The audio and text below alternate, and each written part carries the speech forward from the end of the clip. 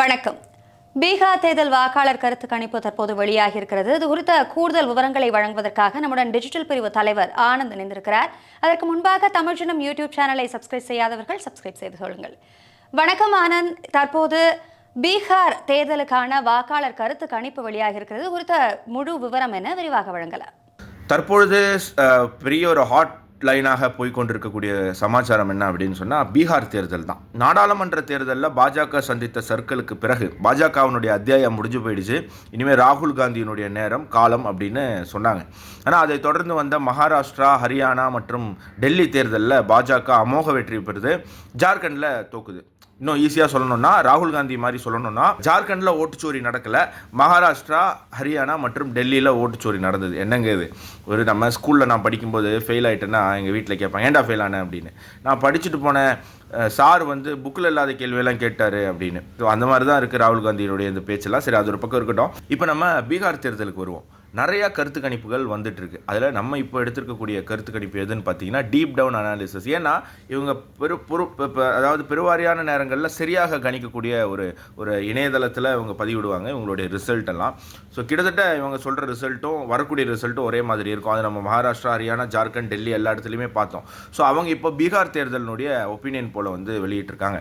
அவங்களுடைய sample size பார்த்தீங்கன்னா 30,000. கரெக்டாக ப்ரிசைசிவாக சொல்லணும் அப்படின்னு சொன்னால் 29,557. 42 நாட்கள் அவங்க இந்த சாம்பிள் சைஸ் எடுக்கிறதுக்காக பீகார் முழுக்க பயணம் பண்ணியிருக்காங்க. எடுத்துகிட்டு இன்றைக்கி அவங்க ரிசல்ட்டை வெளியிட்டிருக்காங்க. பீகாரை நம்ம ஒரு 4-5 பகுதிகளாக பிரிக்கணும். போஜ்பூரி, மகத், அதுக்கப்புறம் பஜிகா, மைத்திலி, அங்கிகா அப்படின்னு சொல்லி. ஏன்னா பீகார் பார்த்திங்க அப்படின்னா, ஒரு பக்கம் உத்தரப்பிரதேஷ், ஒரு பக்கம் நேபாள், ஒரு பக்கம் வெஸ்ட் பெங்கால், இன்னொரு பக்கம் ஜார்க்கண்ட், பீகார்லேருந்து பிரிந்த ஜார்க்கண்ட். ஸோ இப்படி தான் அந்த மக்களுடைய மனநிலையும் இதுக்கு ஏற்ற மாதிரி தான் இருக்கும். ஸோ அதனால் இது எப்படி இவங்க யோசிக்கிறாங்க அப்படிங்கிறதுக்கு ஒரு கூடுதல் தகவல் கிடைக்கும். அதனால் பீகாரை 5 பகுதிகளாக நம்ம பிரிக்கலாம். அதில் முதல் பகுதி பார்த்திங்க அப்படின்னு சொன்னால் மகத், போஜ்பூர் ரீஜன். இங்கே மொத்தம் 69 தொகுதிகள் இருக்குது. இந்த 69 தொகுதிகளில் ஆர்ஜேடி 40 தொகுதிகள், அதாவது கிட்டத்தட்ட 80% 70% தொகுதிகளை ஆர்ஜேடி வெல்ல போகுது அப்படின்னு சொல்லியிருக்காங்க. பிஜேபிக்கு வெறும் 28 தொகுதிகள் தான் கொடுத்துருக்காங்க. புதுசாக கட்சியை ஆரம்பித்த புதுசில் அவர் ஒரு தேர்தல் சந்தித்து மண்ணை கவிட்டார். பிரசாந்த் கிஷோருக்கு இந்த பகுதியில் ஒரு சீட்டு கிடைக்கும் அப்படின்னு சொல்லப்படுது. இது பொதுவாகவே ஆர்ஜேடி, அதாவது லல்லு பிரசாத் யாதவனுடைய கட்சியினுடைய கோட்டையாக இருந்திருக்கு.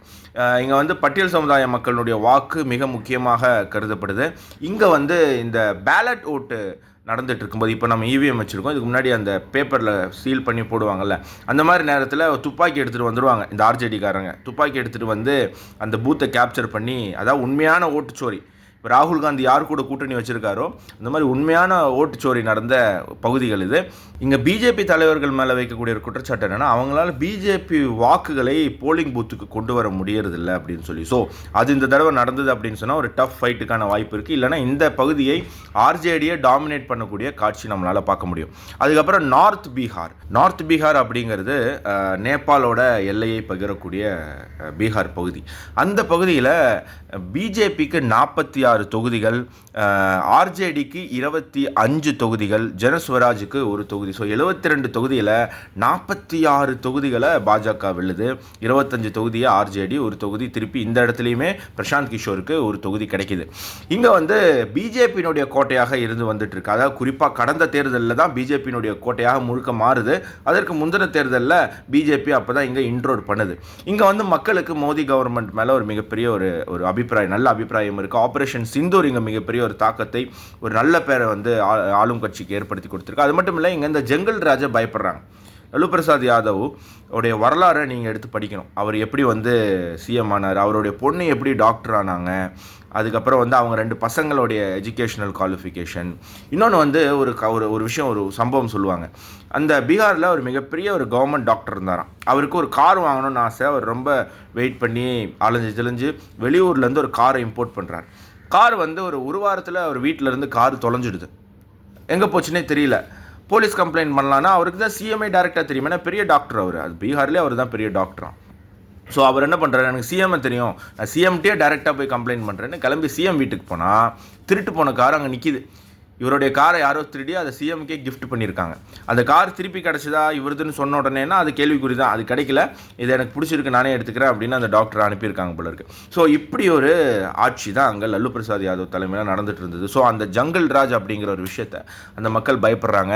ஸோ அது மட்டும் இல்லாமல் நிதிஷ்குமாரனுடைய மகா தலித் கன்சாலிடேஷன் அங்கே நடக்குது. அவர் வந்து பட்டியல் சமுதாய மக்களினுடைய நலனுக்காக எடுத்துகிட்டு வந்த திட்டங்கள், முயற்சிகள் அங்கே வந்து பட்டியல் சமுதாய மக்கள் மத்தியில் அது ஒரு மிகப்பெரிய ஒரு அபிப்பிராயம் ஏற்படுத்தி இருக்கு. ஸோ அவருக்கு வந்து அது மிக சாதகமாக மாறுது. ஸோ என்டிஏக்கு மிகப்பெரிய ஒரு பக்கபலமாக இந்த பகுதி இருக்கும் அப்படின்னு. அதே மட்டும் இல்லாமல் இங்கே வந்து லிட்ரஸி ரேட் கொஞ்சம் அதிகம். ஸோ இந்த ஓட்டுச்சோரி விஷயங்கள்லாம் வந்து அங்கே பெருசாக எடுபடலை. மக்கள் வந்து போயிட்டு வாப்பா, இந்த கதையெல்லாம் வந்து ஸ்கூல்லேயே நாங்கள் பார்த்துட்டோம், டாட்டா பை பை அப்படின்னு சொல்லிடுறாங்க. அதுக்கப்புறம் வந்து மித்தலாஞ்சல். ஸோ மித்தலாஞ்சல் அப்படிங்கிறது நேபாள், வெஸ்ட் பெங்கால் ரெண்டோட சேர்ந்து பார்டர் ஷேர் பண்ணக்கூடிய ஒரு ரீஜன். இந்த ரீஜனில் பார்த்தீங்க அப்படின்னா இங்கேயுமே பிஜேபி தான் வந்து டாமினேட் பண்ணுது. பிஜேபிக்கு வந்து 36 தொகுதிகள் இவங்க வந்து கொடுக்குறாங்க. அதே மாதிரி ஆர்ஜேடிக்கு 13, ஜனஸ்வராஜ் பிரசாந்த் கிஷோருக்கு ஒரு தொகுதி வந்து இங்கே கொடுக்குது. இங்கே என்ன ஆகுது அப்படின்னு சொன்னால், இங்கே வந்து காங்கிரஸுக்கு அப்பர் கேஸ்ட் அப்படின்னு சொல்லக்கூடிய ஆதிக்க ஜாதிகளின் வாக்கு வங்கி இங்கே இருந்தது. ஆனால் சமீபத்தில் நம்ம ராகுல் காந்திக்கு யாரோ ஒரு அட்வைஸ் பண்ணியிருக்காங்க, ஓபிசி மற்றும் எஸ்சி எஸ்டி ஓட்டுகள் வாங்கினா தான் காங்கிரஸால் ஜெயிக்க முடியும் அப்படின்னு சொல்லி. அவர் வந்து இந்த அப்பர் கம்யூனிட்டிக்கு எதிராக பேசக்கூடிய விஷயங்கள் நம்மளால் பார்க்க முடியுது. அது ஓபிசி மேலே இருக்கிற பாசத்தினாலேயோ இல்லாட்டி எஸ்சி எஸ்டி மேலே இருக்கிற பாசத்தினாலேயோ கிடையாது. அது பேசினா ஓட்டு கிடைக்கும் அப்படிங்கிறது தான். ஏன்னா அவங்க கட்சியிலே வந்து இப்போ ராகுல் காந்தி தானே எதிர்கட்சி தலைவராக இருக்கார். அவருக்கு வந்து உண்மையிலேயே ஓபிசி மேலேயும் எஸ்சி எஸ்டி மேலேயும் பாசம் இருந்தால் அதுலேருந்து யாரையாவது ஆக்கியிருப்பார்ல. அப்படிலாம் அவங்களுக்கு பாசமெல்லாம் கிடையாது. இந்த ஓட்டு கிடைக்குமே அப்படிங்கிற ஒரு ஆசையில் பேசிகிட்டு இருக்காரு. அது என்ன ஆயிடுச்சு, ரிவர்ஸ் என்ஜினியரிங், ரிவர்ஸ் ஆகிடுச்சு. இருந்த ஓட்டும் போயிடுச்சு, இருந்த 4 ஓட்டுமே காங்கிரஸுக்கு போயிடுச்சு. ஸோ ஆர்ஜேடி அந்த இடத்துல பெருசாக அவங்களுக்கு செல்வாக்கு இல்லை. அந்த ரீஜனில் செல்வாக்கு இருந்தது காங்கிரஸுக்கு தான். ஆனால் அவங்களுடைய சமீபத்திய இந்த செயல்பாடுகள், ராகுல் காந்தியினுடைய முட்டாள்தனமான பேச்சுக்கள் வந்து இங்கே வந்து மிகப்பெரிய ஒரு தாக்கத்தை ஏற்படுத்தியிருக்கு. அது பிஜேபிக்கு கூடுதல் பலத்தை கொடுத்துருக்கு.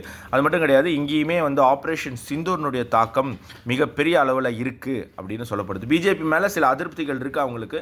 அங்கே எய்ம்ஸ் எதிர்பார்த்தாங்க, கிடைக்கல. அதே மாதிரி நிறையா அரசு திட்டங்களில் வந்து அங்கே டிலே இருக்குது. பட் இருந்தாலும் பரவாயில்ல, இவங்களை கம்பேர் பண்ணும்போது இவங்களை பரவாயில்ல. ஸோ நாங்கள் வந்து இங்கே என்டிஏ பக்கம் போகிறோம் அப்படின்னு சொல்கிறாங்க. அதே மாதிரி இந்த இடத்துல யாருக்கு தொகுதியை கொடுக்க போகிறீங்க, வேட்பாளர் யார் அப்படிங்கிறது இந்த பகுதியில் மிகப்பெரிய ஒரு விஷயமாக இருக்கும் அப்படின்னு சொல்லப்படுது. ஜனஸ்வராஜ் வந்து இங்கேயுமே வந்து முஸ்லீம் ஓட்டு, அதே மாதிரி வந்து கொஞ்சம் படித்தவர்கள் ஓட்டு, ஸோ இப்படியெல்லாம் பிரிக்கக்கூடியதுனால அது வந்து யாருக்கு பாதிக்க போகுது அப்படிங்கிறது நம்ம பொறுத்திருந்து தான் பார்க்கணும் அப்படின்னு சொல்லியிருக்காங்க. அடுத்தது நான் சொன்ன மாதிரி அங்கிகா பூர்வமாக வெஸ்ட் பெங்காலினுடைய பார்டரில் இருக்கக்கூடிய பகுதி. இங்கே வந்து முஸ்லீமினுடைய ஜனத்தொகை அதிகம், முஸ்லீம் பாப்புலேஷன் ரொம்ப அதிகமாக இருக்கக்கூடிய ஒரு பகுதி. ஃபைட் வந்து நெக் டு நெக் இருக்குது. அதாவது முஸ்லீம் அதிகமாக இருக்குது அப்படிங்கிறதுனாலே வந்து இந்த இடத்துல வந்து ஆர்ஜேடி காங்கிரஸுக்கு செல்வாக்கு அப்படின்னு கிடையாது. ரொம்ப நெக் டு நெக் போகுது. 14 தொகுதிகள் ஆர்ஜேடி, 13 தொகுதிகள் பிஜேபிக்கு இங்கே கொடுக்கப்படுது. இங்கே என்ன அப்படின்னு சொன்னால், ஜனஸ்வராஜுக்கு வந்து வெறும் 3% ஓட்டு தான் கிடைக்குது. ஸோ முஸ்லீம்ஸ் அதிகமாக இருக்கக்கூடிய பகுதியில் அவங்க ரொம்ப தெளிவாக இருக்காங்க. அவங்களுடைய எதிரியை வீழ்த்துவதற்கு அவங்க வந்து வெறுப்பெல்லாம் தூக்கி ஓரமாக வச்சுட்டு எல்லாரும் ஒரே ஒரு கட்சிக்கு ஓட்டு போடணும். ஸோ அப்படின்னா அங்கே இருக்கக்கூடிய மெஜாரிட்டியான முஸ்லீம்ஸ்னு அந்த தடவை ஆர்ஜேடிக்கு தான் ஓட்டு போட போகிறேன் அப்படின்னு அவங்க சொல்லியிருக்கலாம். ஸோ அவங்க வந்து ஆர்ஜேடிக்கு ஓட்டு போடக்கூடிய காட்சி நம்ம பார்க்க முடியுது. ஸோ அவங்கெல்லாம் ஆர்ஜேடிக்கு போகும்போது அங்கே த்ரெட்டில் ஆல்ரெடி ஒரு பாதிப்பில் இருக்கக்கூடிய, பயத்தில் இருக்கக்கூடிய இந்துக்கள் வேறு வழி இல்லாமல் பிஜேபி பக்கம் வருது. ஸோ ஜனஸ்வராஜ் வந்து அந்த இடத்துல மிகப்பெரிய ஒரு ஆதிக்கத்தை செலுத்தலை. ஒவைசியினுடைய கட்சியும் அங்கே பீகார் தேர்தலில் போட்டியிடுது. ஆனால் இந்த பகுதியில் அவர் மிகப்பெரிய தாக்கத்தை ஏற்படுத்தலை அப்படிங்கிறது நம்மளால் பார்க்க முடியுது. அடுத்து சீமாஞ்சல் பகுதி வரும்போது ஆர்ஜேடிக்கு இங்கே 24 தொகுதிகளில் 15 தொகுதிகளை வெல்லக்கூடிய வாய்ப்பு இருக்குது. ஸோ மொத்தம் 24 தொகுதி இந்த பகுதியில், அதில் 15 தொகுதிகள் ஆர்ஜேடி வெல்றதுக்கான வாய்ப்பு இருக்குது. இதுவும் முஸ்லீம் டாமினேட்டட் ரீஜன். ஸோ அவங்களுடைய வாக்குகள் திருப்பி பெருவாரியாக ஒரு பக்கம் போகக்கூடிய காட்சி நம்மளால் பார்க்க முடியுது. ஆனால் இங்கே வந்து என்ன அப்படின்னு சொன்னால், ஓவைசி பெரிய ஒரு ரோல் ப்ளே பண்ணுறாரு. இந்த பகுதியில் ஓவைசிக்கு செல்வாக்கு வருது. ஸோ ஓவைசி வந்து இங்கே என்ன பண்ண போகிறாரு அப்படிங்கிற ஒரு மிக முக்கியமான விஷயம் நம்மளால் பார்க்க முடியுது. இன்னொன்று, இந்த பகுதியில் தான் இந்த பகுதியில் தான் பங்களாதேஷ்லேருந்து வந்த திருட்டுத்தனமாக நம்ம நாட்டுக்குள்ளே வந்த இஸ்லாமியர்கள் வசிக்கக்கூடிய பகுதி, அதிகமாக வசிக்கக்கூடிய பகுதி. எஸ்ஐஆர் வந்து இங்கே தான் வந்து அதிகமாக இல்லீகல் ஓட்டர்ஸ்னுடைய லிஸ்ட்டில் இருந்து நிறைய பேரை வந்து தூக்கியிருக்காங்க. ஸோ அதெல்லாம் போயிருக்கு. இப்போ இந்த கள்ள ஓட்டு போடக்கூடியவங்க, வெளிநாட்டிலேருந்து வந்து ஓட்டு போடக்கூடியவங்க, ஸோ இப்படி இருக்க இவங்க எல்லாரையுமே இந்த வாட்டி எஸ்ஐஆர் மூலமாக அதை சரி பண்ணதுனால இந்த தடவை அது எப்படி மாறப்போகுது, அதாவது வந்து இது பிஜேபிக்கு ஒரு சாதகமாக அது மாறுமா அப்படிங்கிறத நம்ம பொறுத்திருந்து பார்க்கணும். பட் அதற்கான பணியை செஞ்சுருக்காங்க. டெல்லி தேர்தலில் பாஜக வென்றதற்கு மிக முக்கியமான காரணம் அங்கே இருந்த போலி வாக்காளர்களை, இறந்து போனவர்களுடைய பேர், அதுக்கப்புறம் இந்த இல்லீகல் இன்ஃபில்ட்ரேட்டர்ஸினுடைய பேரெல்லாம் வந்து பட்டியலேருந்து நீக்கினது தான் அவங்களோட வெற்றிக்காக மிக முக்கியமான காரணமாக இருந்தது. ஸோ அதுதான் வந்து பீகார்லேயும் இப்போ இந்த தொகுதிகளில் பண்ணியிருக்காங்க. ஸோ பொறுத்திருந்து நம்ம பார்க்கணும் எப்படின்னு. ஸோ மொத்தமாக பார்த்தோம் அப்படின்னு சொன்னால் பிஜேபிக்கு தான் இங்கே வந்து ஒரு அப்பர் ஹேண்ட் இருக்குது. 133 தொகுதிகள் பிஜேபி வெல்லுது, 102 தொகுதிகள் ஆர்ஜேடி வெல்லும் அப்படின்னு சொல்லப்படுது. 4 தொகுதிகள் ஜனஸ்வராஜும், 4 தொகுதிகள் மற்றவர்களும். ஸோ வந்து ஒட்டுமொத்தமாக பார்த்தோன்னா 243 தொகுதிகளில் 133 தொகுதிகள் பாஜக வெல்லுது அப்படின்னா தனிப்பெரும்பான்மை அவங்களுக்கு ரொம்ப சுலபமாக கிடச்சிடுது. ஸோ இதில் சிராக் பாஸ்வானுடைய ரோல் இருக்குது. எப்படி வந்து தேஜஸ்வி யாதவ் வந்து ஒரு இளம் தலைவராக அங்கே வந்து சித்தரிக்கப்பட்டிருக்காரோ, அவரை விட பெட்டராக வெல் எஜுகேட்டடாக இல்லாட்டி கொஞ்சம் நாலேஜபிளாக நிறையா ப்ரூவ் பண்ண ஒரு லீடராக இவர் சிராக் பாஸ்வான் இருக்கிறதுனால அது அங்கே டேலி ஆகுமான்னு பார்க்கணும். நம்ம பிரசாந்த் கிஷோர் உள்ளே வந்திருக்காரு. இவர் எவ்வளோ யங்ஸ்டர்ஸினுடைய ஓட்டு, எப்போவுமே யங்ஸ்டர்ஸ் வந்து ரூலிங் பார்ட்டிக்கு ஓட்டு போட மாட்டாங்க. ரூலிங் பார்ட்டிக்கு யங்ஸ்டர்ஸ் ஓட்டு போடுறது ரொம்ப கம்மியாக இருக்கும். ஸோ இவர் புதுசாக உள்ளே வர்றதுனால அந்த யங்ஸ்டர்ஸ் போடக்கூடிய ஃபஸ்ட் டைம் ஓட்டர்ஸினுடைய ஓட்டை இவர் எவ்வளோ ஸ்ப்ளிட் பண்ணுறாரு, எஜுகேட்டட் ஓட்டை இவர் எவ்வளோ ஸ்ப்ளிட் பண்ணுறாரு, முஸ்லீம் ஓட்டை இவர் எவ்வளோ ஸ்ப்ளிட் பண்ணுறாரு, இது எல்லாமே வந்து ஒட்டுமொத்தமாக பீகார் தேர்தலை முடிவு பண்ணக்கூடிய ஒரு மிக முக்கியமான காரணமாக இருக்கும். மோடி ரொம்ப பாப்புலராக இருக்கார், இருந்தாலும் ஃபைட் ரொம்ப டஃப்பாக இருக்குது. தேஜஸ்வி யாதவ் வந்து பாப்புலராக இருக்கார், பட் அதற்கு எதிராக நான் சொன்ன மாதிரி சிராக் பாஸ்வான் போன்ற தலைவர்கள் பாஜக பக்கமும் இருக்காங்க. காங்கிரஸினுடைய ஓட்சோரி அஜெண்டா அங்கே பெரிய அளவில் எடுபடலை. ராகுல் காந்தினா யார் அப்படின்னு கேட்குறாங்க.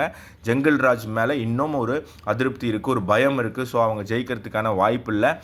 என்டிஏனுடைய கேஸ்ட் ஈக்குவேஷன் வந்து இங்கே சில தொகுதிகளில் அவங்களுக்கு கை கொடுக்கும். எந்த தொகுதிகளில் எந்த சமுதாயத்தினரை வந்து வேட்பாளராக நிப்பாட்டினா அங்கே இருக்கக்கூடிய மக்களுடைய ஆதரவு கிடைக்கும் அப்படிங்கிறதுல அவங்க ரொம்ப தெளிவாக இருக்காங்க. ஸோ அவங்களுடைய அந்த கேஸ்ட் ஈக்குவேஷன் வந்து அவங்களுக்கு மிகப்பெரிய ஒரு பலத்தை ஏற்படுத்தும் அப்படின்னு சொல்லப்பட்டிருக்கு. ஸோ 44.2% ஓட்டு பிஜேபியும், 40.5% ஓட்டு ஆர்ஜேடியும், ஜனஸ்வராஜ் 6.1, மற்றவர்கள் 9.2. ஸோ கிளியர் கட்டாக ஒரு 3.4% ஓட்டு பாஜக கூட்டணி அதிகமாக அங்கே வாங்கப்படும் அப்படின்னு சொல்லப்படுது. ஸோ பொறுத்திருந்து பார்ப்போம். தேர்தலுக்கு இன்னும் சில மாதங்களே இருக்குது. பீகார் யார் பக்கம் போகுது அப்படிங்கிறது. முழு விவரங்களுக்கு நன்றி ஆனந்த். இது மாதிரியான முக்கிய செய்திகளை உடனுக்குடன் தெரிந்து கொள்ள தமிழ்ஜனம் யூடியூப் சேனலை சப்ஸ்கிரைப் செய்து கொள்ளவும்.